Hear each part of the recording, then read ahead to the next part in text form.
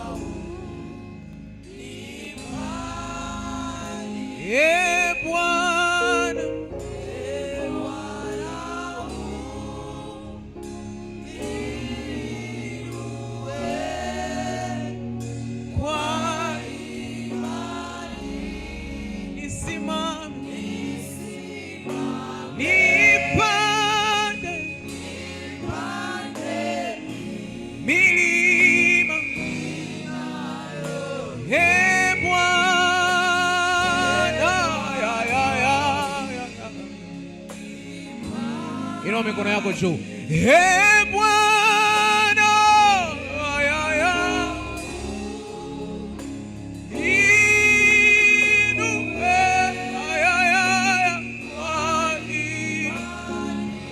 nisimame nipande milima yote. Bwana Bwana Bwana niinue kwa imani,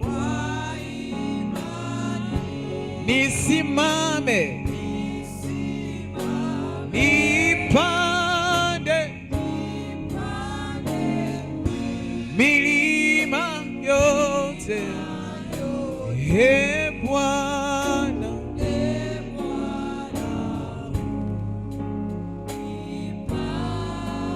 tena, Bwana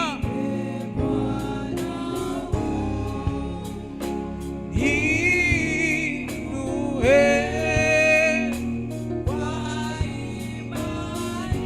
nisimame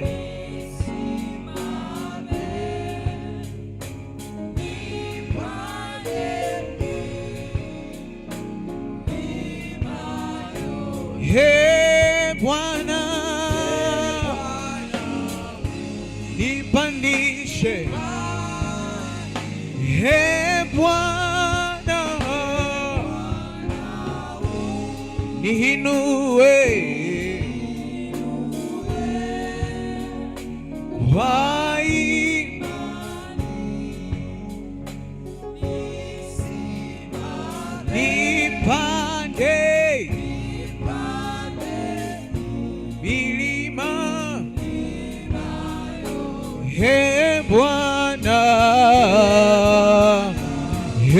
Bwana Inua sauti yako. Ee Bwana,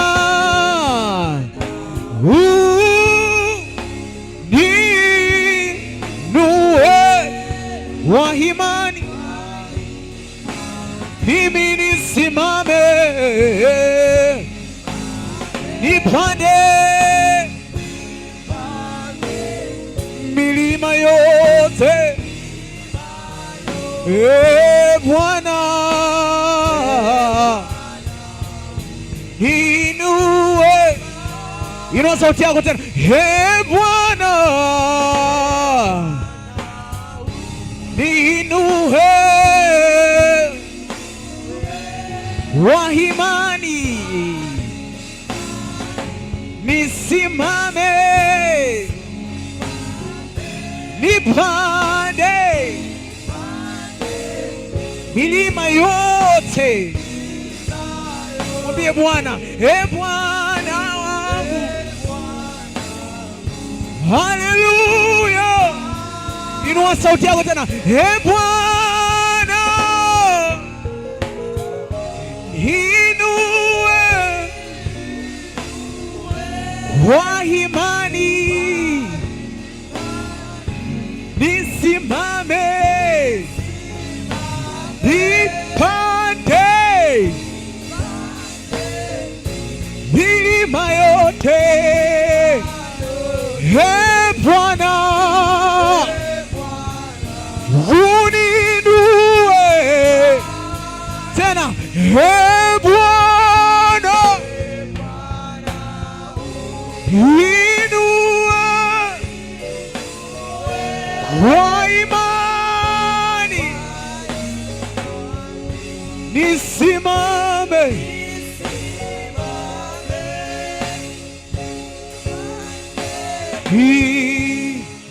milima yote.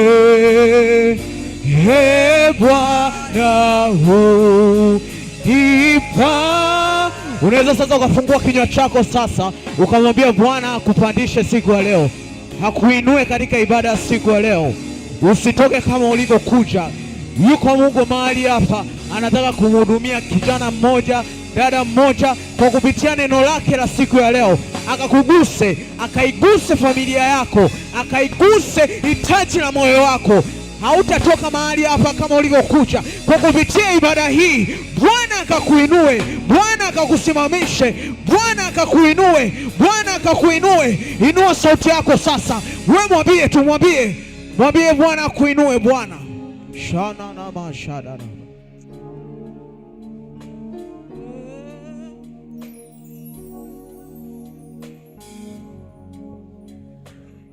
Bwana Yesu asifiwe. Haleluya. Pigie makofi mengi Yesu. Unaweza kukaa.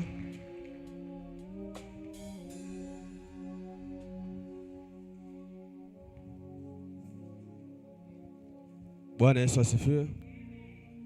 Ni wakati wa neno la utangulizi.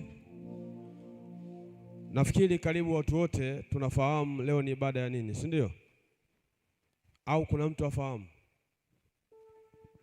Nani anafahamu? Anyoshe mkono. Ni ibada ya nini leo? Ni mmoja tu anafahamu. Bwana Yesu asifiwe.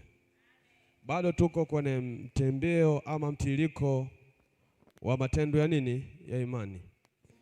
Na leo itakuwa ni ibada ya kuoshwa nini? Kuoshwa miguu. Jina la Bwana libarikiwe.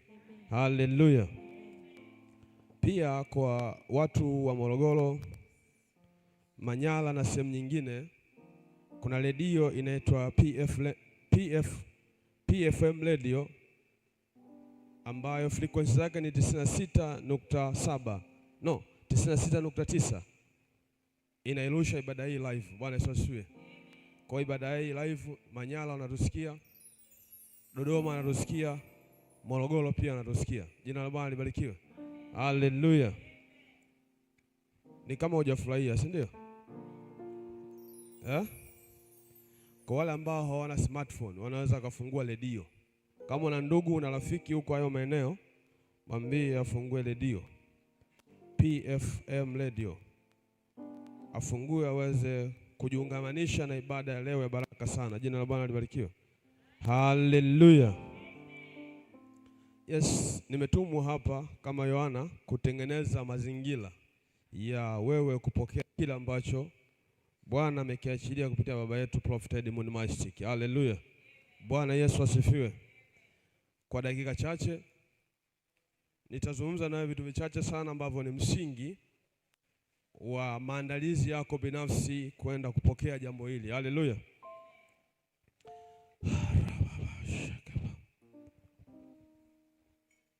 Kuna kitu nitakifundisha hapa. Tunasema tunaelekea inaweza kama ni mwezi mmoja umeshavuka. Inaweza kama ni mwezi wa pili. Tuko na series ya nini? Ya matendo ya nini? Ya imani. Kwa hiyo nami nitafundisha jambo moja zuri sana. Linaitwa nini? Imani na mtu. Bwana Yesu asifiwe. Haleluya. Nitafundisha jambo moja zuri sana linaitwa nini? Imani na mtu. Wanaotunza kumbukumbu unaweza mkaandika imani na nini? Na mtu. Nitafundisha jambo hilo kwa ufupi sana na kwa dakika chache ambazo umepewa. Najua utanielewa. Bwana Yesu asifiwe. Na inaweza kukuandaa vizuri sana kwa ajili ya ibada kubwa inayokuja. Kuna vitu viwili, nimesema imani nikamtaja na nani? Na mtu. Sasa kuna kitu kiko hapa, aina ama mwanadamu namna alivyoumbwa. Tukimzungumzia Adamu wa kwanza, Bwana Yesu asifiwe, alivyoumbwa hakuumbwa kutegemea imani kama msingi wa maisha yake. Bwana Yesu asifiwe. Kwa sababu Biblia inasema mwenye haki ataishi. Kwa maana ipi? Yoyote mwenye imani ana maisha. Bwana Yesu asifiwe. Sinaeleweka? Sasa Adamu anaumbwa, anawekwa bustani ya Eden. Imani haikuwa msingi wa kuendesha maisha yake bustanini. Utanielewa taratibu sana. Sasa hii ni hali ambayo inasumbua Wakristo wengi mno. Bwana Yesu asifiwe. Kwa sababu sio software ambayo mwanadamu wakati anaumbwa iliwekwa ndani yake. Bwana Yesu asifiwe. Kwa hiyo ni jambo jipya. Inahitaji mtu ajifunze ili aweze kufanya nini? Kuishi na Mungu.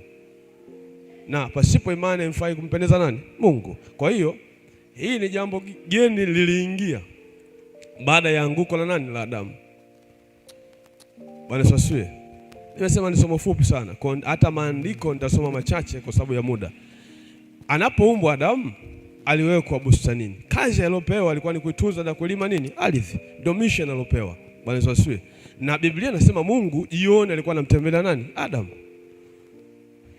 Maana yake Adamu alikuwa anaweza kuonana na Mungu uso kwa uso. Haleluya. Lakini baada ya matokeo yaliyotokea ikamlazimu Adam kuwa mbali na nani? Na Mungu. Vizazi vingi vikapita. Kikaja kizazi cha Ibrahim anayeitwa kutoka kwenye nchi ya baba yake na mama yake atoke. Huyu ndo anaanza kutengeneza msingi wa nini? Wa imani. Ingawa Torati haikuweka imani kama ambavyo Agano Jipya inakuja kutengeneza. Maana Adam wa pili ambaye nani? Ni Kristo anakuja kutengeneza. Kwa sababu Torati ilikuwa inafunga imani kwenye sheria. Haleluya. Bwana Yesu asifiwe. Ilikuwa inafungwa imani kwenye nini? Kwenye sheria. Sasa mwanadamu alipoumbwa alipewa umiliki wa kila kitu. Na ndio maana usishangae leo mtu kuhitaji kila kitu amiliki. Sio yeye. Shida ni aina ya asili ya uumbaji. Unataka nini? Bwana Yesu asifiwe. Bwana Yesu asifiwe. Sasa imani limekuja kuwa ni somo jipya na somo gumu. Kwa sababu katika imani kuna kutarajia. Bwana Yesu asifiwe. Sasa mwanadamu akati yuko pale bustanini hakuwa anatarajia chochote, maana chochote anachokitaka anakipata kwa sababu kipo. Sasa wewe unatarajia nini wakati kila kitu kipo? Kutarajia maana yake labda kesho nitapata au wakati fulani kitakuja. Sasa kama kipo, matarajio yanazaliwa wapi? Maana yake hakuna matarajio, una uhakika ya kuwa nikienda shambani nikitaka matunda fulani nitapata. Haleluya. Bwana Yesu asifiwe.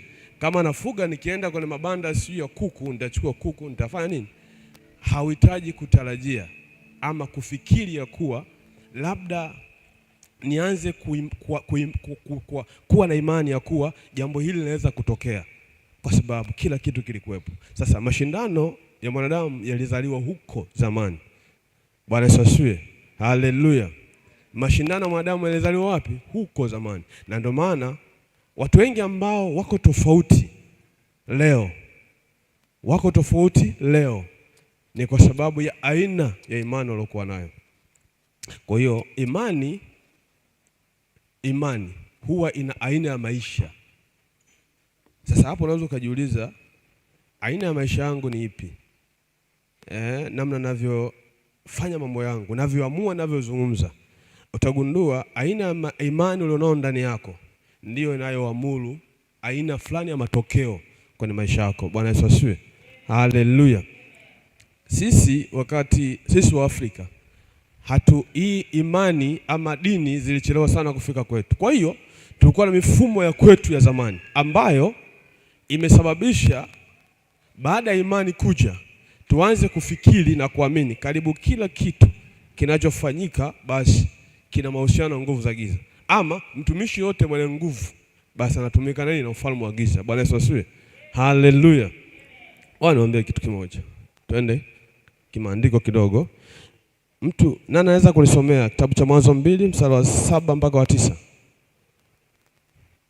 anaweza kunisomea?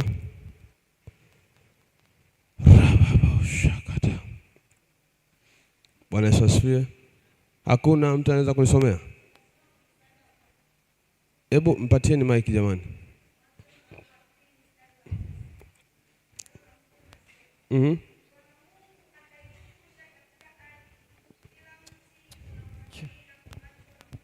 Kila mti unaotamanika kwa nini? Yes.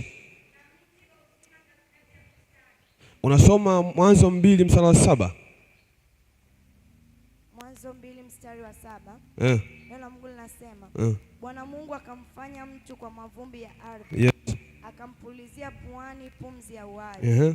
Mtu akawa nafsi hai. Mtu akawa nini? Nafsi hai. Nenda mpaka mstari wa 9. Bwana Mungu akapanda bustani upande wa mashariki wa Eden. Akamweka ndani yake huyo mtu aliyemfanya. Bwana Mungu akachipusha katika ardhi kila mti unaotamanika kwa macho, yes, na kufaa kwa kuliwa, yes, na mti wa uzima katikati ya bustani, yes, na mti wa ujuzi wa mema na mabaya. Amen.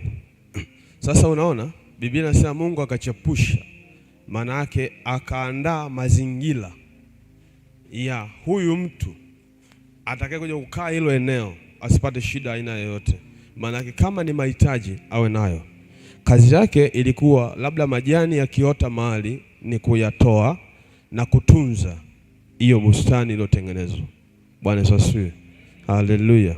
Sasa kwa sababu ya muda, kuna ahadi nyingi sana ambazo Mungu aliziweka ambazo mwanadamu alipaswa kuzimiliki.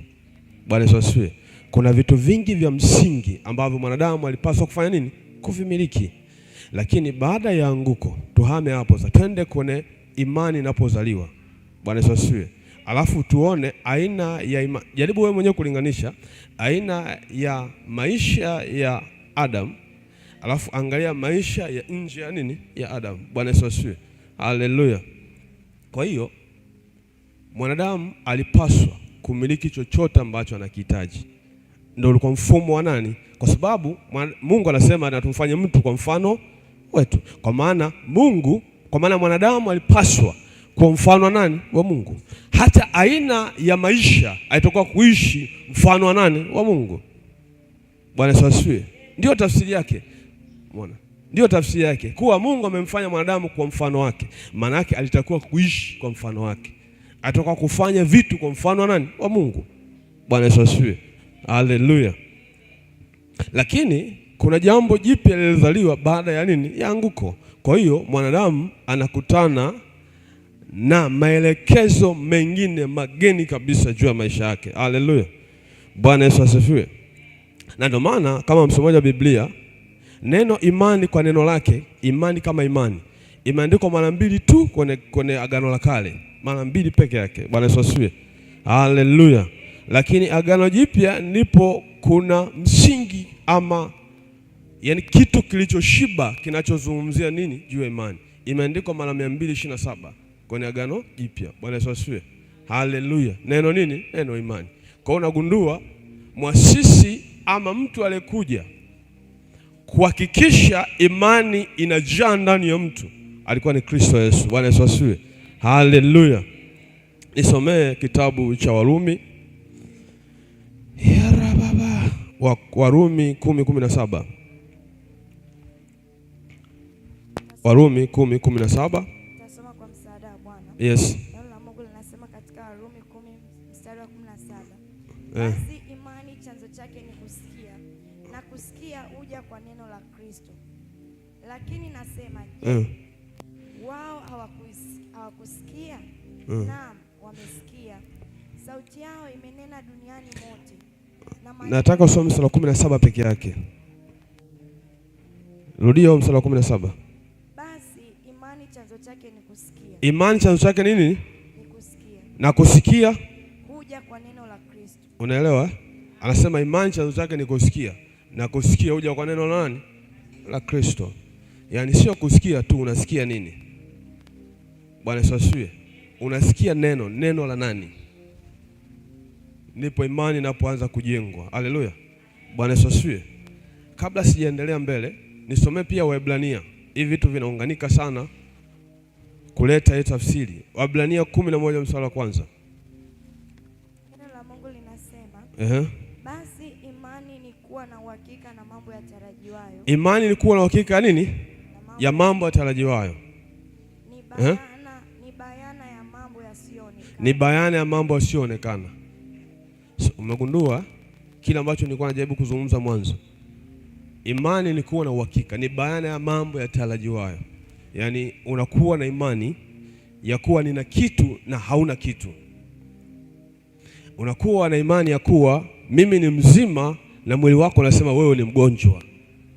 Sasa unagundua ni kitu kipya kiliingia ndani ya mwanadamu ambacho anashindana nacho mpaka leo. Bwana Yesu asifiwe.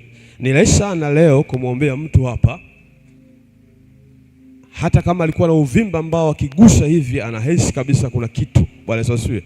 Lakini akirudi nyumbani, ikawa ni kesho kutwa, akianza kuhisi dalili ama viashiria vya tatizo lilokuwepo mwanzo, anaanza kusema shida haijaondoka. Bwana Yesu asifiwe. Haleluya. Sasa unaweza kuwa hujanielewa bado. Kwa nini nimefundisha ama nimeamua kufundisha somo hili? Kwa sababu ya aina ya series tulionayo ya matendo ya nini? Ya imani. Watu wengi tumekuwa na makanisa ama mafundisho ya aina fulani ambayo labda yaliwahi kukwambia vitu hivi ni dhambi, havifai kufanya nini? Kutumika. Bwana Yesu asifiwe. Haleluya. Ulipokea na wewe ukafanya nini? Ukaamini. Sasa wakati mwingine upo hapa kanisani, lakini ni kama umekuja kutesti. Yaani ni kama uko 50-50. Yale maneno ya kusema vitu hivi havifai, yale maneno ya kusema Yesu alimaliza yote, bado anazunguka kwa nini? Kuna fikra. Kwa unaanza kusema sasa kuoshwa miguu. Sasa hali ya mashindano, Biblia inasema anayesita hana. Bwana Yesu asifiwe. Wasomaje Biblia? Kusita katika jambo fulani hakuna matokeo yoyote ambayo unaweza kuyapata. Sasa unaweza kaa ulishaambiwaga huko. Bwana Yesu asifiwe. Kwa hiyo aina ya kilicho ndani yako kinazungumza kuwa Yesu alifanya nini? Alimaliza yote. Kwa hiyo hatupaswi kuendelea na mambo mengine, si kuoshana miguu, si kufanya nini. Bwana Yesu asifiwe. Haleluya. Yaani kama Yesu aliosha miguu wale wanafunzi wake 12, basi imefanya nini? Imetosha. Sisi hatufai kuoshwa nini? Miguu. Tunahitaji kufundishwa tu namna kwenda wapi? Mbinguni. Sasa unajikuta uko hapa. Na ibada ya leo ni ya kuoshwa miguu, lakini ndani yako ni kama kumekuwa na vikao. Bwana Yesu asifiwe. Kumekuwa na vikao kichwani mwako, kumekuwa na vikao ambavyo vina judge haya mambo ni vipi. Bwana Yesu asifiwe. Haleluya. Maana yake ukiwa na hayo maandalizi ndani yako, wewe utanawa miguu kama ambavyo ungeweza kunawa nyumbani kwako. Yaani utanawisha miguu kama ambavyo ungeweza kunawa wewe mwenyewe. Labda miguu ni michafu ukanawa basi. Ila matokeo ambayo yanatakiwa yakupate baada ya kuoshwa miguu kwako yatashindana, yani yatagoma, yani nisemeje, yatazuiliwa na aina ya kitu unachokiamini ndani yako. Bwana Yesu asifiwe. Haleluya. Wasomaji Biblia mnafahamu, karibu kila mahali ambapo Yesu alikuwa anakuta watu ama anakuta mtu ni mgonjwa, alikuwa anauliza nikutendee nini? Swali jepesi tu. Unataka kuniambia Yesu alikuwa ajui kama yule mtu ni kiwete, kipofu, labda anahitaji msaada? Alikuwa afahamu? Alikuwa anafahamu. Kwa nini alikuwa anauliza nikufanyie nini? Bwana Yesu asifiwe. Haleluya. Sasa ndo unagundua alikuwa anajaribu kuendelea kutengeneza kitu kinachoitwa imani. Na kitu kinachoitwa imani ni ukiri wa ndani, mtu anakubali mwenyewe. Bwana Yesu asifiwe. Mtu anakubali mwenyewe ya kuwa wewe ni fulani. Bwana Yesu asifiwe. Wewe unaweza kunisaidia, anakubali. Bwana Yesu asifiwe. Yaani hata kama baba akija hapa, licha ya neema yote alionayo, lakini ndani mwako ukiwa huna uhakika kama anaweza kutumika na Mungu kukusaidia, huwezi kupata msaada kupitia yeye. Sinaeleweka? Yaani watu wengine watapata msaada kupitia yeye, wewe huwezi kupata msaada kupitia yeye. Bwana Yesu asifiwe. Haleluya. Haleluya. Na kuandaa, mimi sihubiri, Bwana Yesu asifiwe, na kuandaa kwa ajili ya majira ya Prophet Edmund, kwa ajili ya somo ama tendo la imani la kuoshwa nini? Miguu. Ili angalau utakapooshwa miguu, sababu ama makusudi ya kuoshwa miguu yaweze kukufuata, yaweze kutimia kwenye maisha yako. Jina la Bwana libarikiwe. Yes, usiwe tu kama mtu ambaye labda umeamua tu kunawa ama tu umeamua kushiriki na kusindikiza watu wengine wanaosha miguu. Haleluya. Kwa hiyo namna ambavyo utaamini kile kitakachozungumzwa juu ya kuosha miguu. Ndio mimi nimezungumza swala imani, kwa sababu kama ningesema nihubiri kuhusu kuosha miguu, sasa baba angekuja kufanya nini? Bwana Yesu asifiwe. Haleluya. Kwa lazima nitengeneze kitu kingine kitakachokusaidia. Mimi mwenyewe natamani pia kujifunza. Bwana Yesu asifiwe. Haleluya. Haleluya. Kwa hiyo kitu ambacho kinaweza kikasababisha ukapokea sawasawa na kile kilicho tayari kuachiliwa juu ya maisha ya mtu fulani ni aina ya maandalizi, namna ya imani uliyokuwa nayo ndani juu ya neno utakalolisikia linalohusu kuoshwa nini? Miguu. Ndivyo ambavyo matokeo yatakuwepo juu ya maisha yako. Bwana Yesu asifiwe. Biblia inasema naliangalia nini? Neno, nipate kufanya nini? Kulitimiza. Kwa neno litahubiriwa na utafundishwa ama kuelekezwa kwa nini inakupaswa au inapaswa kuoshwa nini? Miguu. Kuna faida gani? Bwana Yesu asifiwe. Atafundisha. Kwa hiyo kabla hajakuosha miguu utakuwa tayari unafahamu nini ambacho kinakwenda kutokea baada ya kufanya nini? Kuosha miguu. Kwa hiyo maandalizi huwa ni jambo la mtu binafsi. Ni yeye ameamua kukaaje, ameamua kuamini nini katika swala kuoshwa nini? Miguu. Bwana Yesu asifiwe. Haleluya.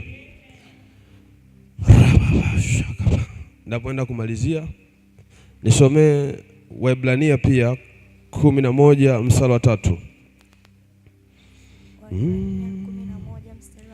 Sauti kidogo. Waebrania 11 mstari wa 3. Neno la Mungu linasema, yes, kwa imani twafahamu ya kuwa, kwa imani twafahamu ya kuwa ulimwengu uliumbwa kwa neno la Mungu. Ulimwengu uliumbwa kwa nini? Kwa neno la Mungu. Kwa neno la Mungu. Hata vitu vinavyoonekana, hata vitu vinavyofanya nini? Vinavyoonekana havikufanywa kwa vitu vilivyo dhahiri. Haleluya. Bwana Yesu asifiwe. Sasa angalia andiko hili, alafu jaribu kufikiri. Jaribu kufikiri. Yaani mfano anakuja baba anasema ukishaoshwa miguu tafsiri yake ni kuwa utamiliki uchumi. Bwana Yesu asifiwe. Uchumi ni kitu kinachoonekana, si ndio? Ni fedha, mali, si ndio? Ni vitu vinavyoonekana, vinashikika. Lakini wewe umeoshwa miguu kwa maji, alafu umeondoka zako. Haleluya. Kwa hiyo usipokuwa na imani, matokeo ya kilichofanyika ulimwengu wa roho hayawezi kutokea juu ya maisha yako. Bwana Yesu asifiwe. Haleluya. Biblia inasema vinavyoonekana havikutengenezwa na vitu vinavyoonekana. Hivyo tunavyoona havikutengenezwa na vitu vinafanya nini? Hata hicho kitu ulichokalia kilianzia kichwani, mtu akakitoa kikawa kiti chenye miguu minne, watu wakakalia. Bwana Yesu asifiwe. Na ndio maana kuna kitu kinaitwa ramani ya nini? Ya nyumba. Kwa hiyo ramani inaanzia kichwani, inatoka kwenye makaratasi, kwenye makaratasi inakuja kwenye ardhi, inachimbwa msingi, watu wananyanyua nini? Nyumba, watu wanaishi ndani yao. Bwana Yesu asifiwe. Haleluya. Kwa hiyo imani unagundua ni aina fulani ya software ama kitu ambacho kinaishi ndani ya mtu ambacho huwa hakionekani. Bwana Yesu asifiwe. Ila watu wengi sana huwa wanaona matokeo ya imani. Haleluya.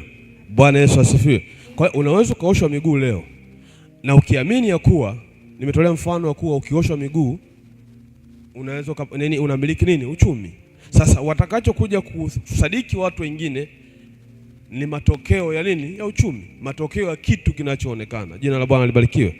Haleluya. Kwa hiyo aina ya imani na aina ya mkao utakao kuwa nao leo ndio utakaoleta aina ya matokeo fulani kwenye maisha yako. Bwana Yesu asifiwe. Haleluya. Amen.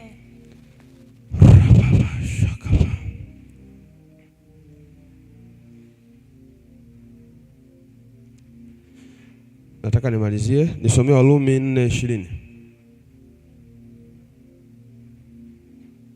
Warumi mlango wa 4 mstari wa 20. Yes. Neno la Mungu linasema lakini akiona ahadi ya Mungu hakusita kwa kutokuamini, bali alitiwa nguvu kwa imani. Bali alitiwa nguvu kwa nini? Kwa imani. Sasa angalia kinachozungumzwa hapa. Bwana Yesu asifiwe. Angalia kinachozungumzwa hapa. Unagundua watu wengi sana wamekuwa na ahadi. Nani ana ahadi na Mungu? Ni mtu mmoja. Nani amesha kupewa prophecy na baba? Inawezekana mlikuwa mfahamu. Hiyo ndio ahadi ya Mungu nilikuwa nazungumzia. Sasa watu wengi wana ahadi hapa ya Mungu juu ya mambo fulani au matokeo fulani kwenye maisha yao, lakini kinachosababisha yale matokeo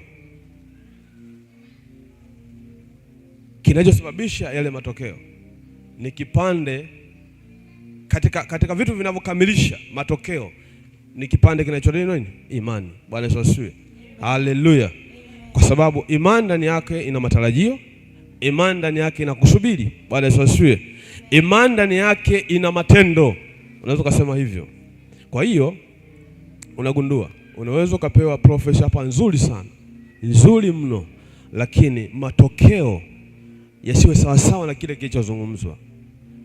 Bwana Yesu asifiwe. Kwa sababu ya aina ya subira ama nguvu iliyonao ndani yako. Kuna mtu mmoja, baba wa imani, Ibrahim na mke wake Sara walipewa ahadi muda mrefu sana ya kuwa watapata nini? Mtoto. Bwana Yesu asifiwe. Lakini miaka ilienda sana. Bwana Yesu asifiwe. Mpaka malaika wanakuja kwa ajili ya mission na kwenda kuchoma Sodoma na Gomora, wanazungumza na Ibrahim na wanamwambia mwakane majira kama haya mkeo Sara atapata nini? Mtoto. Na kipindi hicho Sara alikuwa ameshakoma. Bwana Yesu asifiwe. Ameshakoma nini? Wanaita hedhi. Ameshakoma, maana yake kibiolojia wanasema hauwezi tena kupokea nini? Ujauzito. Biblia inasema akacheka kwa sababu aliona ni hadithi za ajabu zinazozungumzwa juu ya maisha yake. Kwa kuna mtu mwingine anaweza kuwa amepewa prophecy hapa, alafu ni kama inakinzana na kile unachokiona kwenye maisha yako. Yaani kuna mambo fulani yamekuzunguka huko unakoishi, alafu kitu unachoambiwa ni kama kinakinzana na nini? Na kile kinachotokea kwako. Bwana Yesu asifiwe. Sasa Biblia inasema Sara akacheka, akasema mtu ambaye amekoma hedhi awezaje kupata mtoto? Biolojia inazungumza hivyo, tamaduni na kila kitu kinaongea kuwa kikoma hedhi wewe ni mwisho wa kupata nini? Watoto. Lakini hii ilikuwa ni tamaduni ama biolojia ama elimu za wanadamu, lakini si kwa nani? Si kwa Mungu. Bwana Yesu asifiwe. Haleluya. Kwa hiyo kwa Mungu unagundua kukoma hedhi kunaweza kuwa ni mwanzo wa uzao. Naongea na mtu hapa. Naongea na mtu hapa. Kwa Mungu, kwa wanadamu kuna miaka fulani mwanamke hawezi sana kupokea ujauzito. Lakini kwa mfumo wa Mungu, wakati ambapo anasema hawezi kupokea ujauzito, hapo ndipo Mungu huwa anaanza. Kuna historia moja ipo kwenye kitabu cha Kutoka. Watu fulani wametolewa huko katika nchi ya Misri, wanahamishwa kwenda wapi? Kwenda kwenye nchi ya ya ahadi. Wanafika eneo fulani, mbele yao kuna bahari, nyuma yao kuna jeshi linakuja, na wapo eneo la katikati. Bwana asifiwe. Wapo eneo la la katikati. Maana yake kinachotazamika nyuma ni kitu cha hatari. Kuna maneno fulani Musa aliongea na wana wa Israeli, akasema hichi mnachokiona mtakiona tena. Yalikuwa ni maneno ya kumwamini Mungu aliyemwagiza akafanya ile mission. Lakini kadri ile tukio lilivyokuwa linazidi kuwa karibu, naye Musa ilibidi aanze kulia. Jina la Bwana libarikiwe. Haleluya. Biblia nasema vyote vinavyoonekana ambavyo ni dhahiri havikufanywa kwa vitu ambavyo viko dhahiri. Bwana asifiwe. Kwa maana hiyo ambavyo vinaonekana dhahiri vinaweza pia kuharibiwa kwa vitu ambavyo sio dhahiri pia. Sinaeleweka? Ambavyo ni ni imani. Haleluya. Na Mungu akamwambia Musa, una nini mkononi wako? Ambaye na fimbo, ambaye nyoosha. Kwa hiyo kwa aina ya kwa mfumo wa kawaida wa kibinadamu, bahari haiwezi, yaani ili upite uende Zanzibar upande ndege ama boti, huna namna nyingine ya kuvuka maji. Bwana asifiwe. Lakini fimbo iliweza kugawanyisha, ikatengeneza njia, kwa sababu bahari haikutengenezwa kwa vitu vilivyo dhahiri. Bwana asifiwe. Kwa hiyo ili haribike, inaharibika kwa vitu ambavyo sio dhahiri. Bwana asifiwe. Kwa hiyo kuna mambo yatakwenda kuharibika na kuna mambo yatakwenda kutengenezwa kwa namna ya vitu visivyo dhahiri ambavyo ni neno na kuoshwa miguu. Unaona kama niko peke yangu hivi. Amen. Bwana asifiwe. Amen. Haleluya. Ni kama niko peke yangu. Aina ya imani ndio aina ya maisha ya Mkristo. Kwa sababu pasipo imani haifai kumpendeza Mungu. Nisomea andiko la mwisho hili. Wakati hiyo praise mnajiandaa. Kabla praise kuna sadaka. Luka 18 mstari wa 8. Luka 18 mstari wa 8. Tasoma kwa msaada wa Bwana. Yes. Luka 18 mstari wa 8. Luka 18 mstari wa 8 nisome.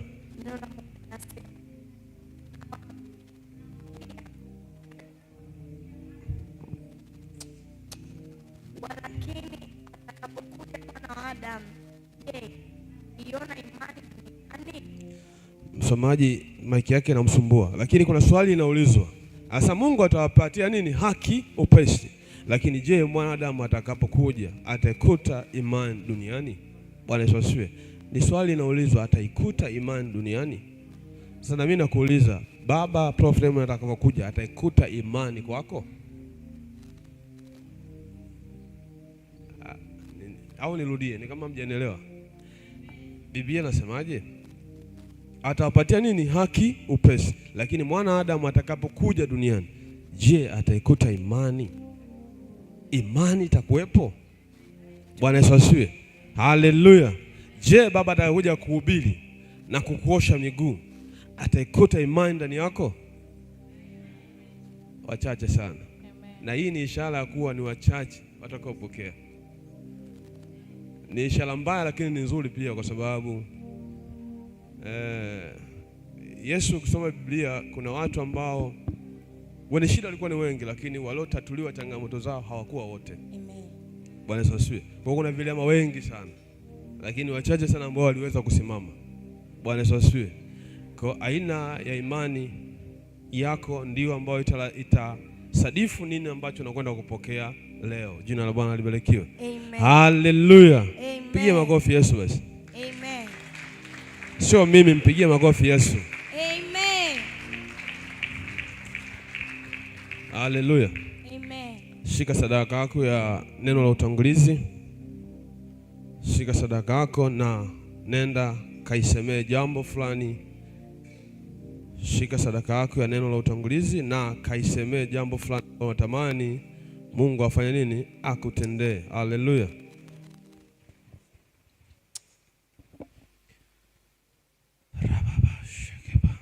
Isemee hiyo sadaka kabla sijaenda kuomba. Isemee hiyo sadaka.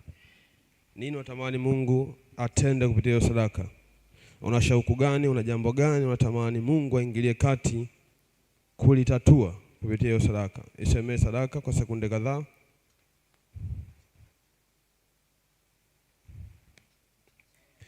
Baba, nakushukuru katika jina la Yesu Kristo.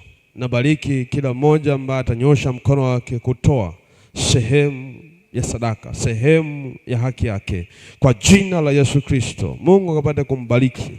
Nimeona baraka zako nyingi Bwana juu ya kanisa hili katika jina la Yesu Kristo. Awe ni mgeni au ni mwenyeji, baraka zako zikamguse na kumpata